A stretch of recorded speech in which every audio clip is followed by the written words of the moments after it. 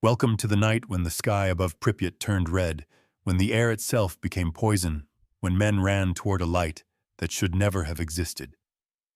It's April 26, 1986. The clocks read 1:23:58 a.m.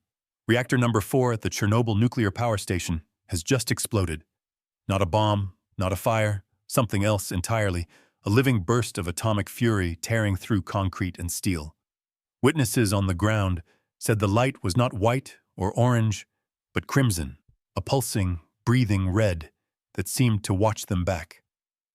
Firemen who raced to the plant later swore they saw eyes inside the burning core. Not reflections, not tricks of the smoke eyes. Two orbs glowing deep within the wreckage following their movements as they climbed the reactor roof. Some said it was the graphite fire. Others said it was something ancient awakened.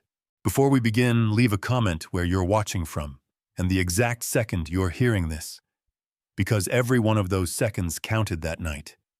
Each heartbeat, each breath, each step up the metal ladder of Reactor 4 brought them closer to something no training manual, no textbook, no prayer could prepare them for. April 1986. Pripyat, Ukrainian SSR. The night air is cool, the sky still and clear. A perfect silence broken only by the distant rumble of turbines and the rhythmic click of the control room's instruments. Inside, technicians from the night shift at the V.I. Lenin nuclear power plant begin a low-power test. Valery Kodymchuk monitors the water pumps. Leonid Toptanov adjusts the control rods. And above them, behind reinforced walls, Reactor 4 hums with 3,200 megawatts of trapped energy waiting.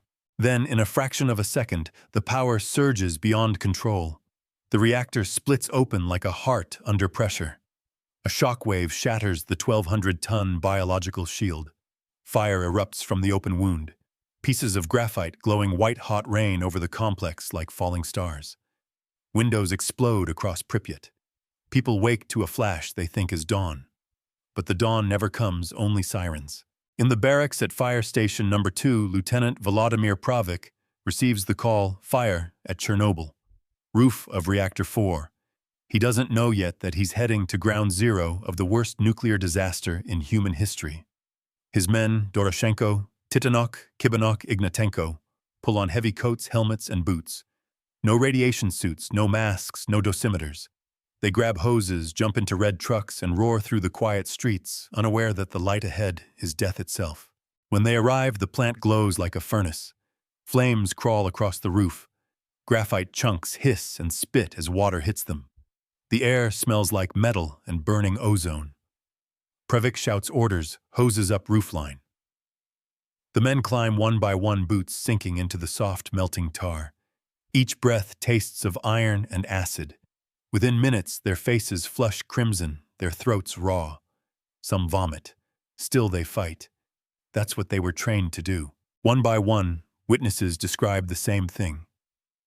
The fire burns not orange, not yellow, but red like the pupil of an animal. Some of the men say they saw two glowing orbs in the center of the destroyed reactor, as if something alive were trapped inside, watching, pulsing, shifting with every gust of wind.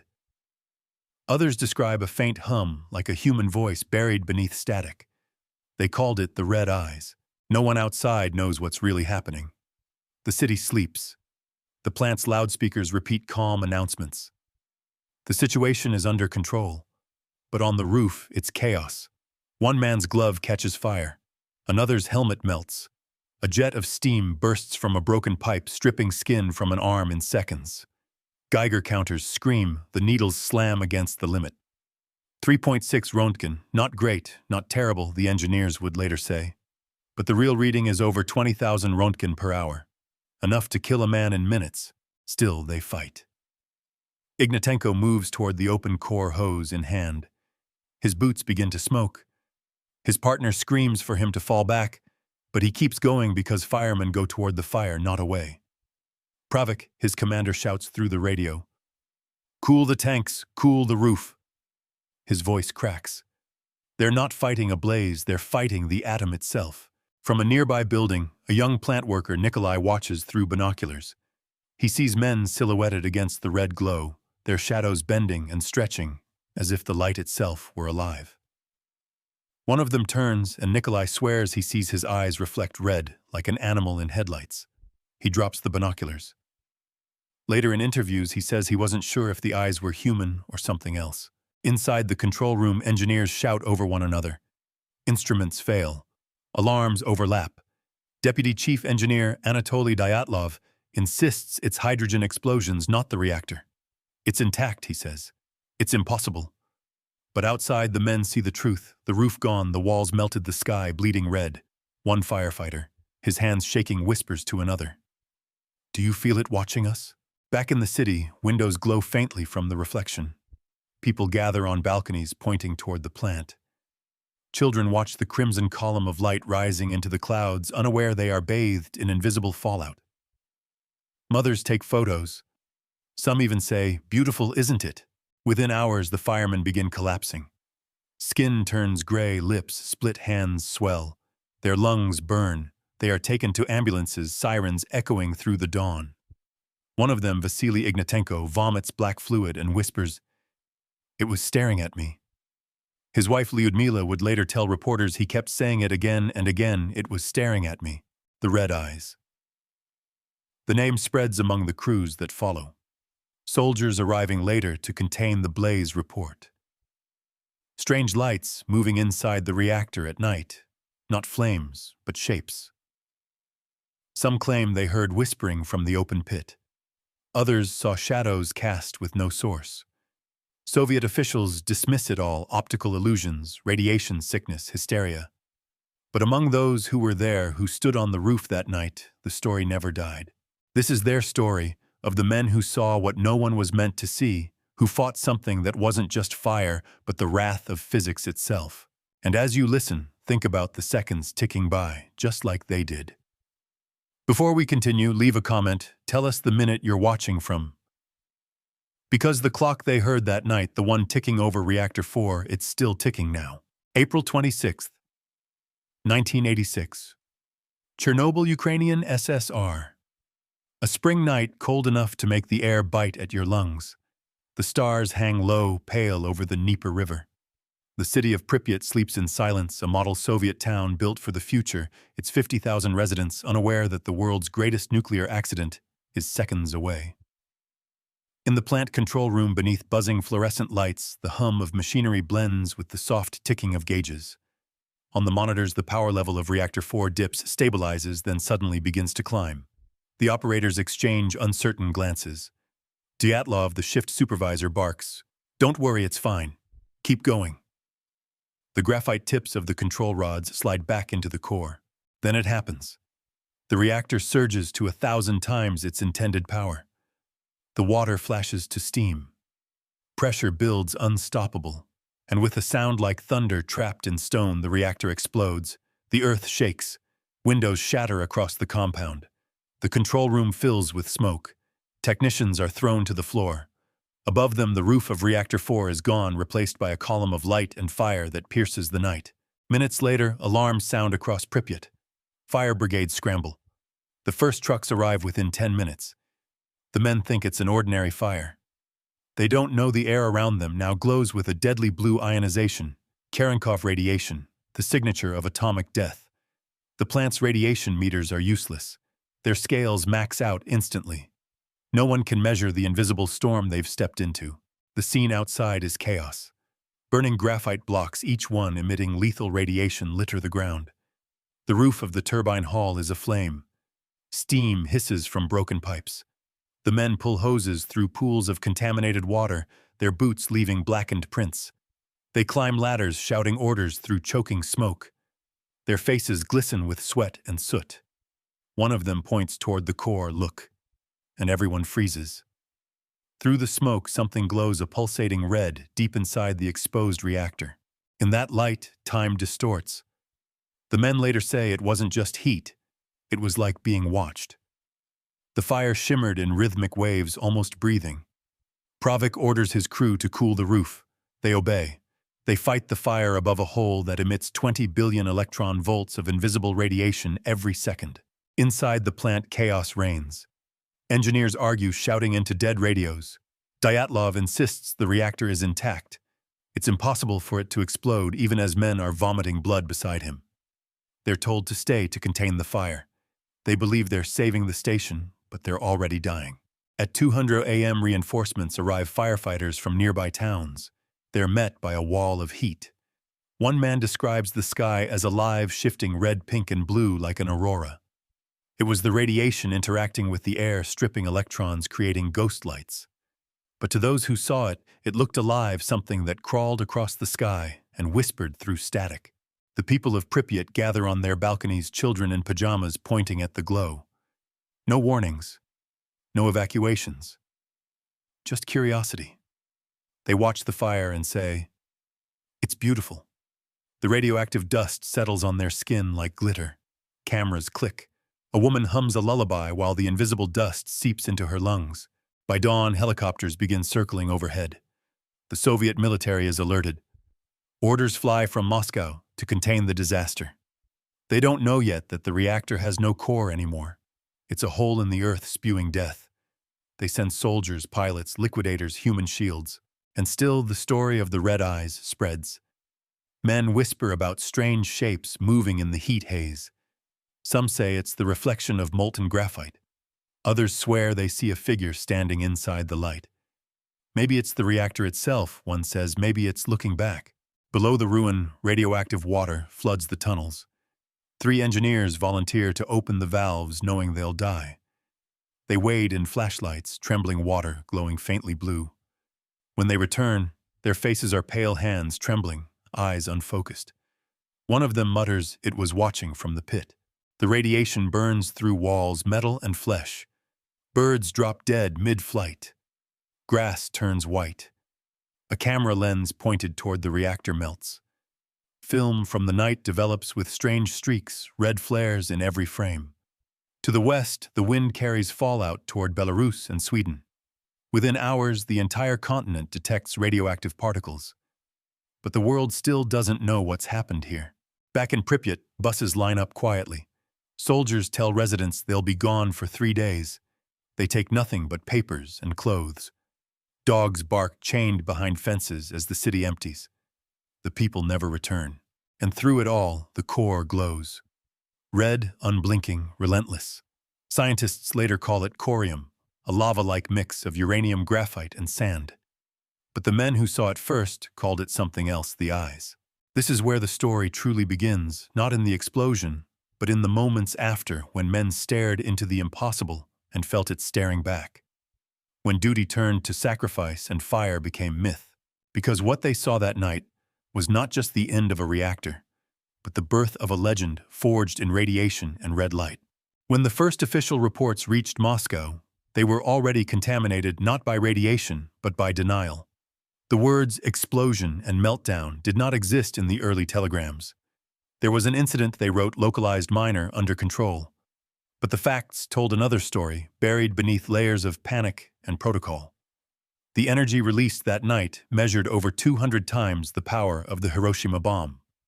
The graphite fire burned at 2,000 degrees Celsius, hot enough to melt concrete, glass, and human bone. Radiation at the core exceeded 30,000 Roentgen per hour, a level no instrument could measure without dying itself. A man standing on the roof of Reactor 4 that night absorbed in 10 seconds the dose that would kill him in 3 days. Inside the plant's corridors, the dosimeters screamed. The engineers didn't understand. The highest reading they could get was 3.6 Roentgen per hour because that was the maximum their meters could display. They thought they could handle it. They didn't know the real number was 10,000 times higher. They fought an invisible enemy with buckets of water. In the days that followed, Soviet investigators compiled lists. The first fireman on the scene, Pravik Kibanok Titanok Ignatenko Vashchuk, ages 23 to 28. They climbed into hell with canvas gloves and rubber boots. Their names became lines in a report stamped secret. But the data still exists, meticulous, cold, merciless. 5,000 tons of sand and boron dropped from helicopters into the burning crater. 800,000 liquidators mobilized across the Soviet Union.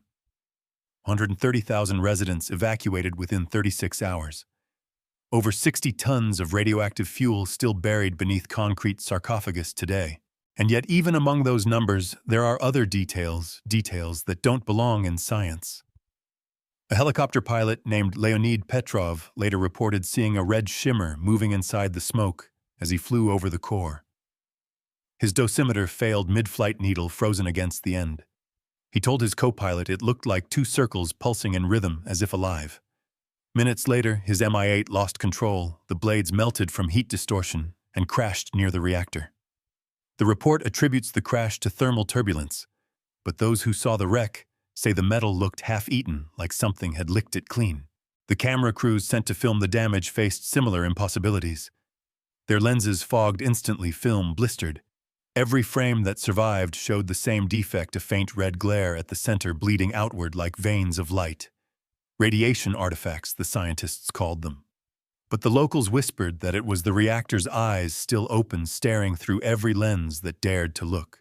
The investigation board assembled in Kiev 1 week later. They spoke of control rods jammed, of graphite tips, of xenon poisoning, of design flaws. They spoke in equations and containment ratios. But outside the hospitals of Moscow overflowed. The firemen lay wrapped in lead sheets to shield the nurses. Vasily Ignatenko, 25 years old, newly married, lay unconscious, his body swollen and burned from within. His skin slipped at a touch. Doctors measured his white blood cell count 0. He muttered in his sleep, "It was watching me." When his wife tried to hold his hand, his flesh came away in her palm. The data continued to pour in. The reactor emitted 5 billion curies of radiation, contaminating over 60,000 square kilometers of land. Sweden detected radiation spikes 200 kilometers away before the Soviet Union even admitted the accident. The fallout cloud drifted over Europe, Belarus, Poland, Austria, Germany, invisible, omnipresent, unstoppable. Geiger counters in Stockholm sang like cicadas. Airplane pilots flying near Minsk reported electrical halos around their cockpits. St. Elmo's fire caused by charged particles from Chernobyl's plume. To them it looked like ghost light, blue and red, chasing their wings. The official Soviet statement aired on television on April 28th. The anchor read in a steady voice, "An accident has occurred at the Chernobyl atomic power station. Measures are being taken." That was all. No mention of death, no mention of evacuation, no mention of the red glow that even satellites could see from orbit. In the archives of the KGB, declassified decades later, lies a document titled Observation Reports, Reactor 4 Night Shift. It describes a red luminescence continuing for approximately 10 days after the explosion. It was visible from 30 kilometers away. The color gradually faded to white. The scientists attributed it to ionized air and the decay heat of corium. But in the margins of one copy, an anonymous officer had scribbled in pencil. It blinked. The physicists tried to explain the impossible. The eyes were reflections, they said, produced by molten uranium, glowing beneath layers of graphite. The pulsing, a trick of light refracting through heat waves. The humming sound, pressure from steam pockets. The red color, the signature of cesium and strontium isotopes. Everything had a reason. But the witnesses didn't believe. They had felt it, not seen, not imagined, felt it. The way an animal feels when something higher on the food chain enters the dark. One report from the hospital morgue, dated May 2, 1986, notes that several firemen's pupils were strangely reflective under light. Radiation caused lens crystallization, perhaps, or something no one cared to study further. The bodies were sealed in zinc coffins buried beneath concrete, their graves constantly monitored for residual heat. Even decades later, some of those coffins remained slightly warm to the touch.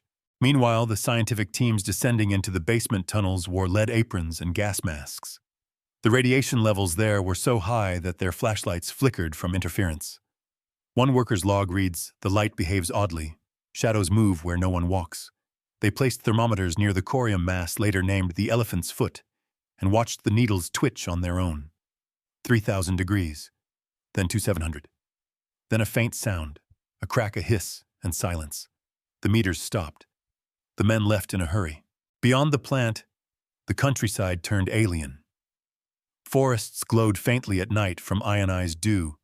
The so-called Red Forest earned its name when pine needles turned scarlet overnight. Entire animal populations vanished, replaced by strange mutations, birds without feathers, horses born blind, wolves with translucent skin. Biologists recorded it all with cold precision, but they could not escape the feeling that something had been unchained. In the months that followed, Soviet command buried villages, plowed entire towns into the earth. Pripyat became a ghost city, frozen in time. Clocks stopped meals, left uneaten toys scattered in kindergartens. The instruments left inside the control room still clicked, marking time in invisible decay. Years later, when Western scientists visited the site with new instruments, they found something astonishing. Deep inside the reactor's remains, behind lead and concrete, the corium mass still emitted pulses of energy, rhythmic, faint, consistent. Every 30 seconds, a small surge, measurable but unexplained. Residual decay, they said. Thermal oscillations. But among the old firemen who survived, a different phrase passed between them like a secret: it's still breathing. Everything about Chernobyl was numbers, half-lives, becquerels, degrees, Celsius, sieverts. But between those numbers was something else, something unquantifiable. The way the fire danced, the way the metal moaned as if alive, the way the red light refused to fade for days.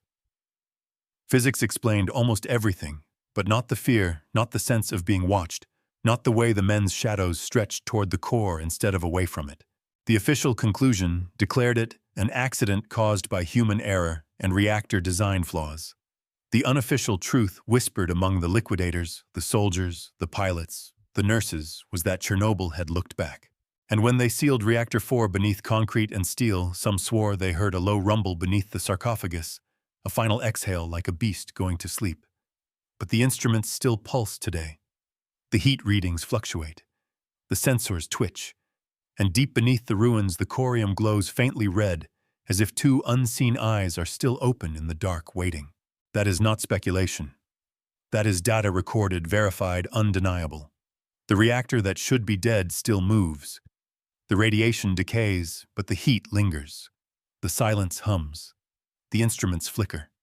And for those who stood there in 1986, who saw the red glow rise from the ground and felt it stare into their bones, those facts were not numbers. They were memories burned into flesh. Because that's the reality of Chernobyl, where science ends and myth begins, and where the line between the two burns away under a red sky that never truly went dark. The hospital smells like iodine and silence. A silence so dense it hums thick with whispers, footsteps, and the faint crackle of radios from another room. It is April 28th, 2 days after the explosion. The corridors of Moscow's hospital number 6 overflow with the dying. They lie in rows, skin-gray lips, cracked eyes glistening like wet glass. Nurses move quickly, avoiding mirrors because the faces they see in them do not look human anymore. One of the first through the doors that morning is Lyudmila Ignatenko, 23 years old, wife of firefighter Vasily. She carries a bag of clothes and hope nothing more. She doesn't know yet that both are useless. She walks past a doctor who stops her. No closer. It's dangerous. But she keeps going through a ward filled with men who once fought the fire, now burning from within. She sees him. Vasily. His face, swollen eyes, red-rimmed hands trembling like he's cold. But the room is hot, stifling. She says his name. He turns his head barely. His lips crack as he smiles. "Lyuda," he whispers. "Don't come near me." But she does. She kneels beside him, wraps her arms around his chest, feels the thudding heartbeat, too fast, too shallow. His skin gives beneath her fingers, soft like wax. Still, she holds him. The nurse pulls her back, shouting, "You'll get contaminated," but she doesn't care. She wipes his mouth with her sleeve, which darkens instantly from the fluid that seeps from his skin. "It's okay," she says. "It's me." He stares at her, pupils dilated, and murmurs something. Just one sentence, quiet, slurred. It had eyes. She thinks he's delirious. She presses her hand to his forehead, but he flinches as if her touch burns. She looks down. Her wedding ring glows faintly under the hospital light. The nurse gasps, "Get that off now." Across the room, Lieutenant Vladimir Pravik lies motionless. His lungs scorched, his skin spotted with blue lesions. His fingers twitch against the bedsheet as if gripping an invisible hose. He mumbles orders in his sleep. hoses up roofline, reliving the moment again and again. Beside him, firefighter Nikolai Titanok stares at the ceiling, his eyes bloodshot and unblinking. A doctor shines a light into them. The reflection flashes red. Just burst capillaries, the doctor mutters. But when he turns away, the glow remains. Down the hall, 2 nurses smoke in the stairwell. Their hands tremble. "Did you hear what he said?" one asks. "That thing in the reactor?" He said it blinked. The other shakes her head. They're hallucinating. Their brains are gone. Still, neither speaks again. Outside the hospital, rain begins to fall. The drops sizzle faintly on the pavement, leaving dark rings. A soldier stands guard, a dosimeter hanging from his neck. It clicks softly, steadily. He looks up at the gray clouds and wonders if it's raining pieces of the sun. Inside, Lyudmila refuses to leave. She sneaks in at night, hiding behind laundry carts, slipping into the ward when the nurses aren't looking. She reads aloud from a tattered book. Fairy tales, stories they once told each other as children. He smiles faintly, lips cracked, and whispers, "Remember the lake, how the water glowed at dusk?" She nods. That glow, he says, was the same. But this one looked back. His hand tightens weakly around hers. It watched us burn. By morning, his fever rises. His eyes weep clear fluid. The sheets beneath him stain with blood from ruptured vessels. The doctors say it's acute radiation syndrome category 4. They list the symptoms clinically: hematopoietic failure, necrosis, pulmonary edema. Words too clean for the horror they describe. In truth, he is dissolving from the inside out. Yet his heart keeps beating. The nurses wonder how. One of them swears that when she touched his chest with the stethoscope, she heard not a heartbeat, but a faint mechanical hum. In the next room, Anatoly Dyatlov, the deputy chief engineer, sits upright on his bed, alive but broken. His hair is falling out in clumps. He mutters to himself, "It can't explode. It can't." Over and over, as if repeating it could undo what happened. When they question him, he denies everything. The reactor was intact, he says. But at night, he dreams of red light pulsing behind his eyelids and wakes screaming, clawing at the air. The nurse who tends to him says his skin radiates warmth even when the room is cold. Back in Pripyat, soldiers patrol empty streets. The Ferris wheel stands motionless yellow against a gray sky. Children's toys lie scattered in the dust. A dog howls in the distance, its fur patchy, its eyes reflecting crimson when caught by flashlight. The city is gone, evacuated, erased. But in the basements of Chernobyl, something still moves, water dripping pipes, groaning a faint glow, seeping through the cracks in the concrete. 1 week later, Vasily dies. His body is sealed in a lead-lined coffin wrapped in plastic. Lyudmila stands at the grave, the earth heavy with rain. She's not allowed to approach. Soldiers hold her back. The priest reads in a whisper. No one wants to linger near the radiation. As the coffin lowers, she swears she hears a hiss, like steam escaping. She thinks she's imagining it. She isn't. The Geiger counters nearby spike for an instant, a brief flare, then silence. At night, the nurses wash the empty beds with bleach. One of them stops and looks at the wall, faint handprints glowing faintly under the ultraviolet lamp. Residual contamination, the doctor says. But they look too deliberate, as if the men had tried to climb out. Months later, Lyudmila gives birth. The baby lives only a few hours. The doctors call it anencephaly. No skull, no brain. Just a small red face, still and peaceful. She holds it, crying, whispering. "You saw him too, didn't you?" No one answers. The child's body is taken away, burned, sealed in ashes. Meanwhile, others return to the zone: soldiers, engineers, miners. One of them, Alexei Ananenko, part of the suicide squad, sent to drain the reactor tunnels, writes in his diary. The water glowed red. It was like swimming through veins. I thought I saw something move beneath me, 2 points of light. I kept going. If I looked too long, I felt dizzy, like it was inside my head. When he surfaces, his flashlight fails. He blinks, and for a moment his vision is tinted red. Decades later, in 1996, a journalist visits Lyudmila. She lives alone in Kiev, her hands trembling, her hair gone silver too soon. When asked what she remembers most, she doesn't speak for a long time. Then softly, she says, The eyes. She looks down. They were not human. Not evil, just aware. Elsewhere, survivors gather once a year in silence. No speeches. No flags. Just candles. They place photos of the fallen firemen on a stone engraved with their names.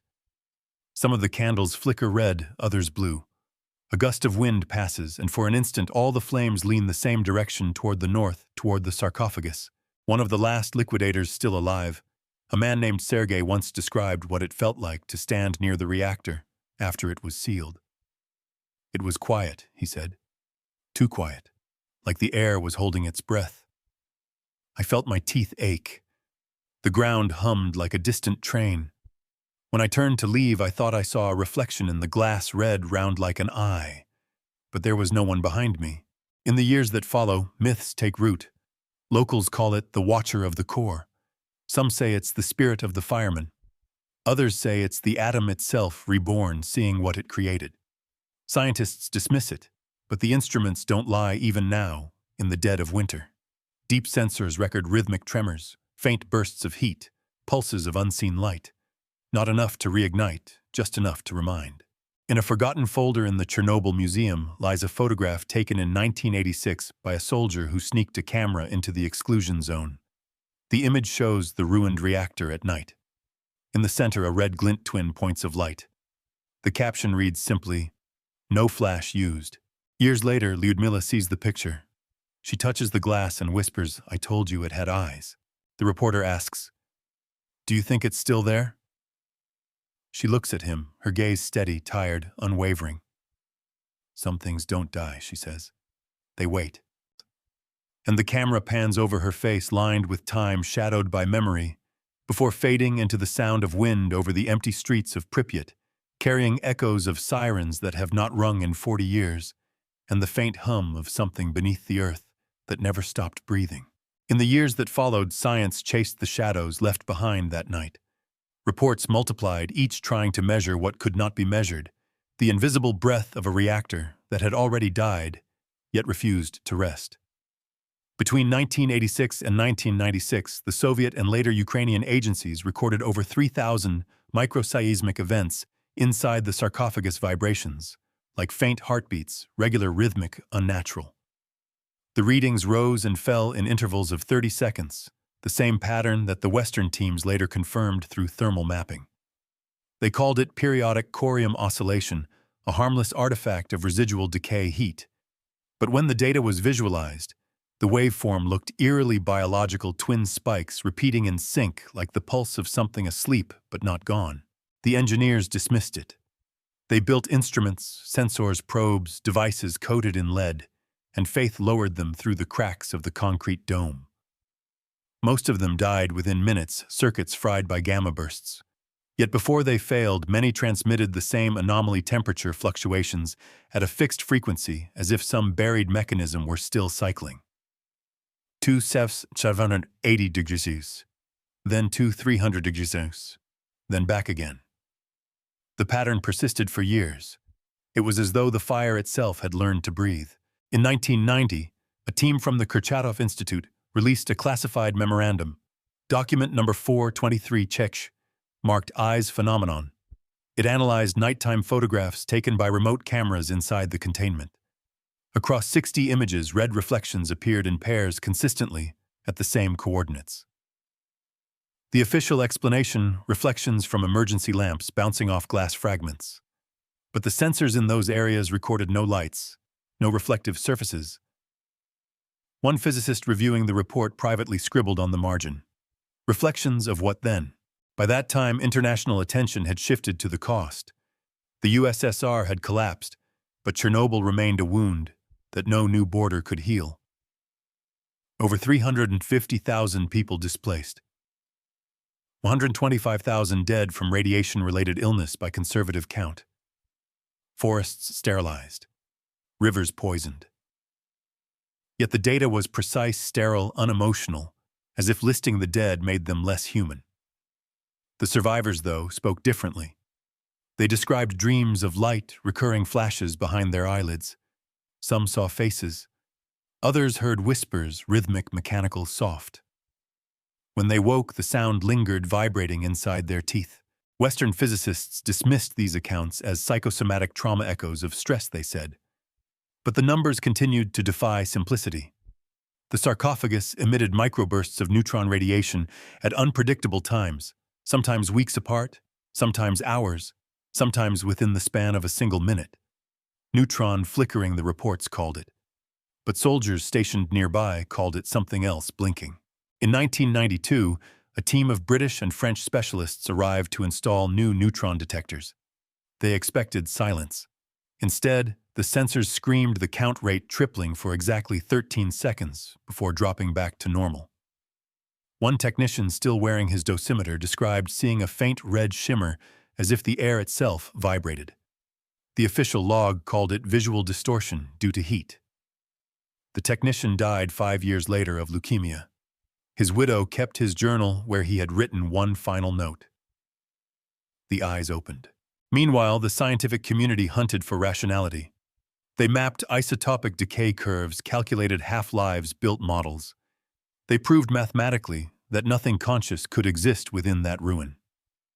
But their equations could not erase the coincidences, the way the radiation peaks matched the anniversaries of the explosion, the way the thermal readings pulsed most strongly at 1:23 a.m., the exact time of detonation. They said it was coincidence resonance in the structure. But even skeptics began to whisper, what if the reactor remembers? In 1997, the Ukrainian government announced a new containment plan, the new safe confinement, a massive steel arch meant to bury the old sarcophagus forever. Construction began under the eyes of hundreds of engineers and soldiers. Each night, instruments recorded faint tremors beneath the foundation. Each morning, the readings reset, as if the ground itself erased them. Thermal expansion, said the reports. But the tremors increased when workers drilled too close to the original reactor shaft. Several machines failed simultaneously, their electronics fried. Magnetic interference, the engineers said. But the data pattern repeated exact to the second. In 2002, an underground exploration drone was deployed into the lower steam corridor, nicknamed the Elephant's Foot Chamber. The live feed lasted 12 minutes. Viewers saw the black corium mass, its surface cracked like cooling lava. Then halfway through the transmission, the image flared red, not from light, but from internal reflection. The camera auto-adjusted exposure refocused, and for a moment the mass appeared to contract, then expand. One operator whispered, "It's moving." The feed cut to static. The official summary, optical feedback loop from sensor saturation. But the raw footage later leaked shows two glowing arcs, symmetrical, pulsing faintly before the signal dies. Scientists continued to measure, to quantify, to rationalize. They recorded 1.6 petabecquerels of cesium-137 still trapped beneath the concrete. They measured the half-life of fear. But for every graph, there was a human counterpoint, a story that refused to align. Workers who spent months near the exclusion zone began describing nausea, insomnia, and an uncanny sense of being observed. Like standing on a stage with the curtains open, one said. Another, stationed at a monitoring tower 20 kilometers away, wrote in his log, "Sometimes at night it glows again. Faint, like embers, always red." The escalation reached its peak in 2005 when a team from the International Atomic Energy Agency published a report on anomalous residual energy signatures. Buried deep within the technical appendix was a single line, local flux irregularities consistent with periodic self-sustained neutron reactivity. Translated plainly, it meant that something inside was briefly coming back to life. Not enough to ignite, but enough to stir. Localized criticality transients, they called it. Each burst lasted seconds. Yet within those seconds, the Geiger counters howled like they did in 1986. One scientist compared the readings to a heartbeat. The waveform was near perfect systole, diastole, pause, repeat. A reactor's pulse, he joked nervously in an interview. Maybe it's still alive. The laughter that followed was thin, hollow, forced. No one found it funny. For those who believed in ghosts, the contrast was poetic. For those who believed in science, it was terrifying. Because the numbers didn't just suggest heat, they suggested pattern memory rhythm. The corium beneath Chernobyl wasn't just decaying, it was reacting again and again in tiny flashes, like breaths drawn in the dark. When the new safe confinement was finally completed in 2016, sealing Reactor 4 for a century, sensors installed along its skeleton recorded one last anomaly, a burst of heat at 1:23 a.m., the exact hour of the original explosion, lasting 43 seconds. Engineers dismissed it as thermal stress, but one of the workers standing outside swore he heard a faint sound through the steel, not an explosion, not a crack, a sigh. To this day, the data from Chernobyl reads like a paradox. Decay should mean silence, entropy, stillness, an endless fall toward zero. Yet the readings dance. The energy rises, falls, repeats. No one calls it supernatural. No one dares. But even the most rational scientists admit the truth quietly off record, that the reactor behaves as if it remembers, as if something within it refuses to surrender. The escalation is not in the fire, it's in the awareness. Every attempt to measure it creates distortion. Every camera pointed at the core fails. Every probe sent inside returns warped. One technician once said, "It doesn't want to be seen." His supervisor laughed until the camera beside them cracked, lens imploding from inside. Decades later, thermal drones still map faint patterns in the corium, glowing lines like veins. Some form concentric circles, two overlapping centers, the same geometry as pupils. The radiation fluctuates in sync with cosmic rays, but sometimes it doesn't. Sometimes it pulses on its own, like a creature breathing in defiance of physics. The reports, thousands of pages long, end where they began, at the intersection of data and disbelief. Numbers that rise when they should fall. Machines that fail only when pointed directly at the core. Temperatures that drop when observed, rise when ignored. Science calls it anomaly. The liquidators called it defiance. And among those who survived, one phrase endures, half whisper, half prayer: Chernobyl still watches.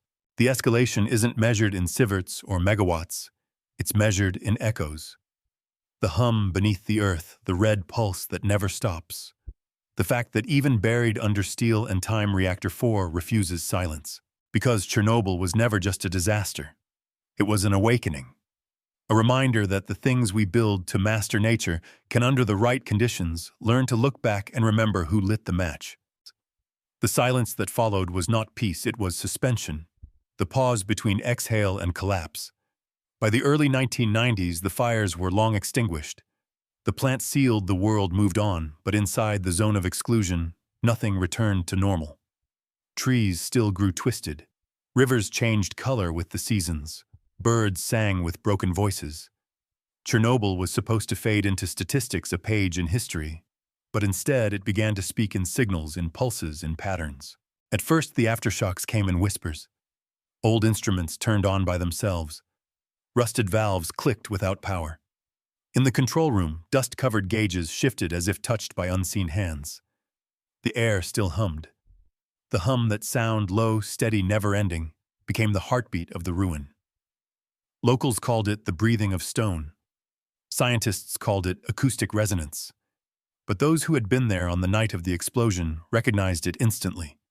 It was the same tone that filled their skulls before the blast, a note between frequencies, not heard, but felt vibrating through bone and memory. When the first expeditions returned in the mid-1990s, they described a landscape caught between life and decay. The red forest had turned silver. Mushrooms the size of helmets burst through concrete floors. Foxes trotted down abandoned streets, unafraid of humans. The Geiger counters still chattered like distant applause.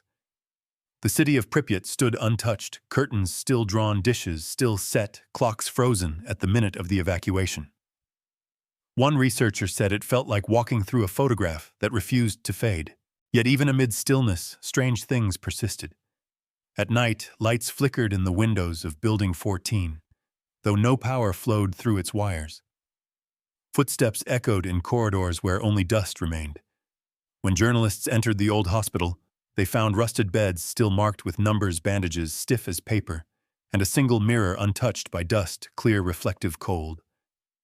When one of them leaned closer, the camera caught a faint shimmer moving behind his shoulder, a red blur gone in a frame. They blamed the lens flare. They always did. The payoff came not in explosions or revelations, but in the slow realization that Chernobyl had rewritten the boundary between myth and fact. The physicists spoke of neutron pockets, corium decay, long-term reactivity, but the soldiers, the workers, the widows spoke of presence. When the wind stops, one of them said, you can hear it breathing. The hum was not constant. It swelled at night, especially near April 26th each year. Instruments picked up micro-oscillations, electromagnetic spikes, aligned perfectly with the original timeline of the disaster. Coincidence, said the reports. But to those who heard it, it was memory-made sound. In 2001, when the second containment dome was inspected, technicians reported a smell, metallic, sharp, unmistakable. The same smell firefighters described before collapsing on the roof in 1986. No chemicals were found. Air samples showed nothing. Yet one by one, the workers began to feel sick. Nausea, dizziness, metallic taste. The same triad of symptoms that once marked radiation exposure. Their dosimeters read safe. The readings lied. They always had. For the survivors, the aftermath never ended. Lyudmila Ignatenko lived under state protection for years, forbidden from speaking publicly. When she finally did, she said something no one expected. "He comes back," she whispered. "Every year on the night of April 26th, I wake up and the room is red, like someone lit a candle behind the walls, and I hear him breathing." She refused interviews afterward. Doctors called it trauma response. But the neighbors said they saw it too, a faint red glow seeping from her window, pulsing in rhythm with her words. Scientists continued to monitor the zone. They found that certain areas far from the reactor emitted unexplained heat signatures, circular paired identical in shape to pupils. They measured microcurrents, electrical surges, and photonic noise. They wrote papers, footnotes, equations. But one field researcher confessed to his journal that he no longer believed in coincidence. "It feels alive," he wrote. "Not in the way animals live, in the way memory lives through repetition." He compared the data to brainwaves. The analogy was unscientific, but it fit. Outside the zone, the world used Chernobyl as a symbol of failure, of hubris, of human cost. But within it became something else, a shrine. Pilgrims began to arrive quietly, slipping through fences, leaving offerings, medals, helmets, children's toys. Some came at night to stand near the fence line, claiming they heard whispers in Russian, Ukrainian, even languages they didn't know. "It says our names," one visitor claimed. "Not allowed. Inside." The governments called them trespassers. The locals called them witnesses. They believed that the dead firemen still guarded the core, standing eternal watch over the place where the world cracked open. They said the glow inside wasn't hellfire, but their eyes refusing to close.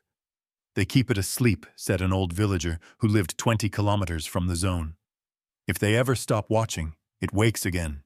There were stories, always stories. A herdsman who wandered too close at dusk and returned hairless eyes red as coals.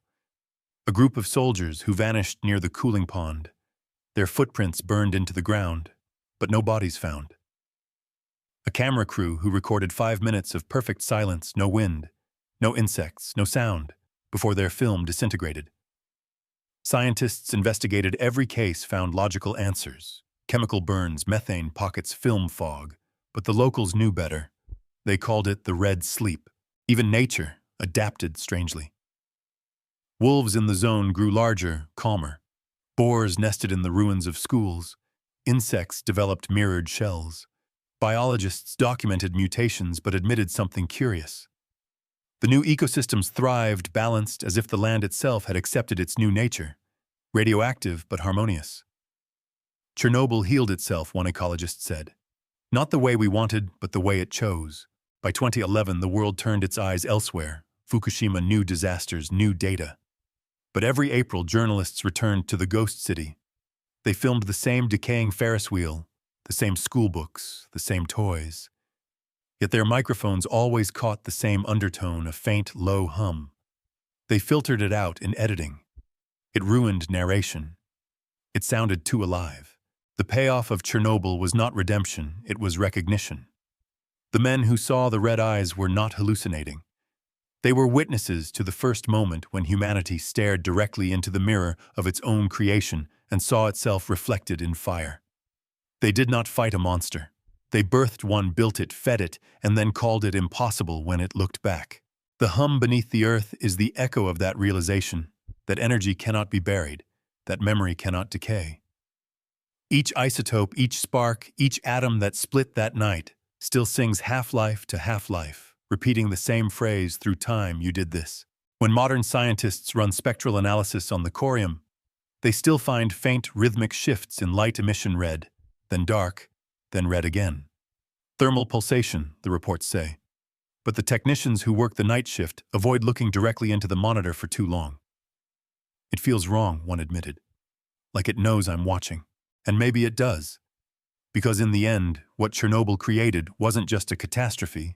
It created consciousness out of consequence. A silent witness born from the arrogance of control. A presence built from energy that refuses to end. The red eyes were never eyes, they were awareness waiting to be seen. Now, nearly 40 years later, the hum still vibrates through the soil.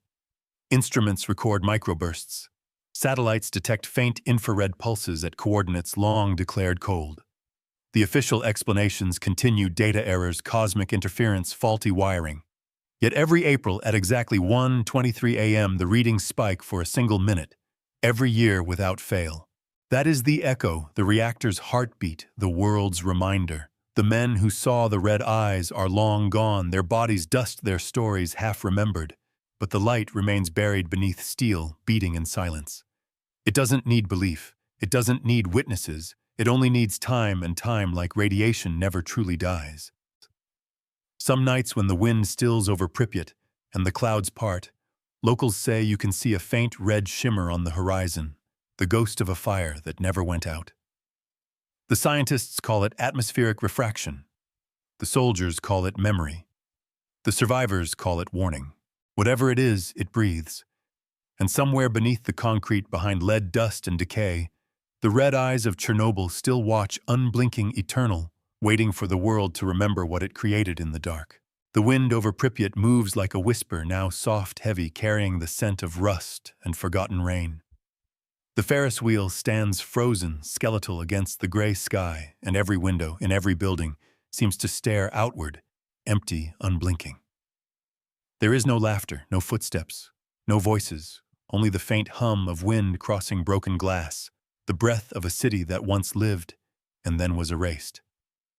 The reactor dome rises in the distance, a monument of silence, its surface gleaming dull under the fading sun. To most of the world it is just a tomb, but to those who remember it is something else entirely. It is the reminder that the dead do not always rest quietly. The men who fought the fire, Pravik, Titnanok, Kibanok, Ignatenko, their names carved into cold stone, still seem to echo through the place. Every April, flowers appear at the gates of the zone, though no one admits to leaving them. Some say it's the families. Others say it's the wind carrying petals from miles away. But a few swear they've seen shadows in the early dawn, silhouettes in fireman coats walking toward the reactor helmets, glinting faintly red, vanishing before the first light touches the horizon. Maybe memory takes form here. Maybe the men who saw the red eyes never truly left. The years have rewritten the story in 1,000 voices. Science reduced it to numbers: 4,000 confirmed dead, 60,000 on potential victims, 400 times the fallout of Hiroshima. Politics turned it into policy. Cinema turned it into tragedy. But beneath every retelling lies the same truth that night. For one infinite moment, humanity saw itself reflected in the heart of destruction, and the reflection blinked. The echo lives in silence. Even now, the sarcophagus hums faintly. The engineers who service the site call it background vibration, thermal stress, metal cooling. But sometimes the hum syncs with human rhythm, slow, steady, like breathing. Instruments pick it up. The readings form waves. One technician, when asked what it sounds like, said softly, like a sleeping heart. The forest has grown back, yes, wild, untamed, feral. Wolves stalk the ruins. Deer graze beneath the transmission towers. The land glows with life again, strange and altered. It thrives because it has learned to coexist with what we call poison. The world insists on healing even when we do not deserve it. Yet within that healing is remembrance, a pulse that never fades. Each blade of grass that grows over concrete carries the memory of fire. Each drop of rain that falls on the dome carries the reflection of red. Sometimes the workers who patrol the exclusion zone tell stories quietly over cigarettes. One speaks of hearing footsteps in the control hall at night, heavy boots pacing between broken panels. Another claims to have seen a figure standing near the sarcophagus face, hidden light, glowing faintly where eyes should be. They never find footprints, never find evidence. But the dosimeters spike every time the stories are told. The air itself seems to listen. There are things in the world that do not decay. Some are made of stone, some of memory, some of guilt. Chernobyl is all three. It remains because it must, a warning written in radiation, a monument not just to loss, but to hubris. What we tried to master now masters our silence. What we tried to bury still breathes beneath our feet.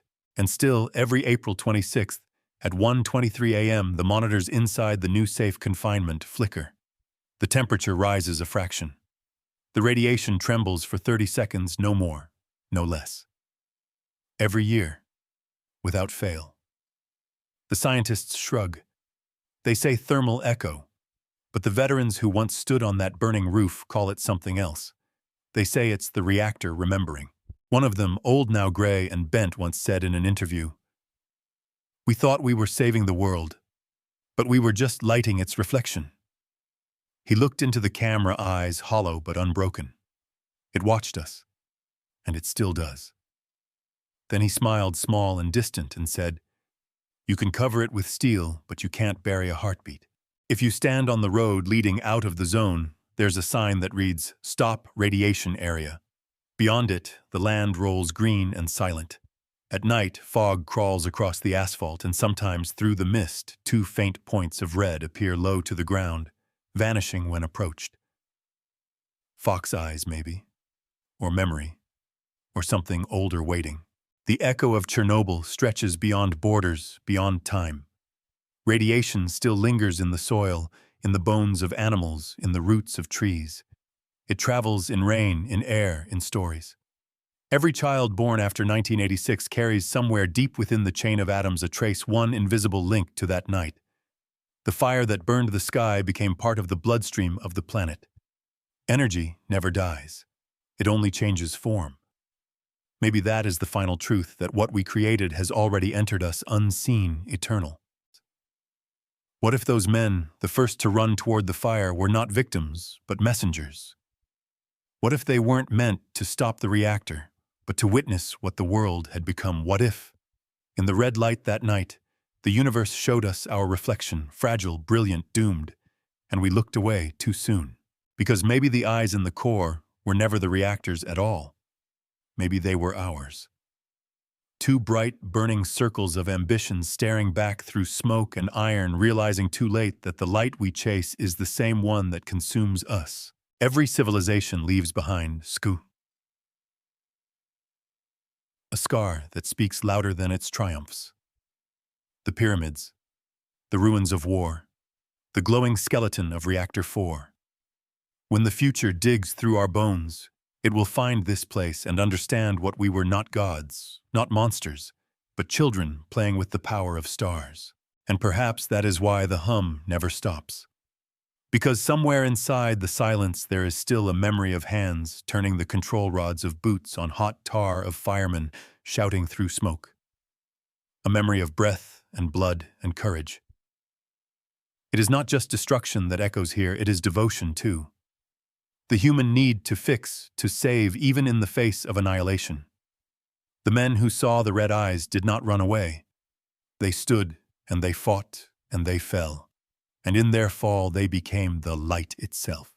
If you listen closely, really listen, you might hear it now. The hum beneath the earth. The faint rhythm beneath static. The breathing of something that has seen too much and still endures. It does not accuse. It simply waits. Because Chernobyl is not over. It is not a story with an ending. It is a mirror. A slow reflection of the future still approaching. Every nuclear plant built, every machine born of the same arrogance carries a spark of its memory. And one day, when the hum grows louder, when the red light rises again, we will have to answer. What if we hadn't underestimated it? What if we had listened when the walls trembled? When the gauges screamed, when the light turned red? What if we had seen the eyes, not as monsters, but as warnings. Next, we'll see how another tragedy, one born from the same defiance of nature, unfolded thousands of kilometers away when man once again stood against the invisible, believing he could command the atom. Before we go, if you've watched this far, leave a comment with where you're listening from and the exact minute you reached this point. Because every second matters, every heartbeat, every echo. They counted in 1986 and they still count now. You've just heard another file from Echoes of the Unknown, where history breathes, where silence still speaks, where the dead still whisper through radiation and time. Follow so you don't miss the next descent into the forgotten, because some fires never go out and some eyes never close.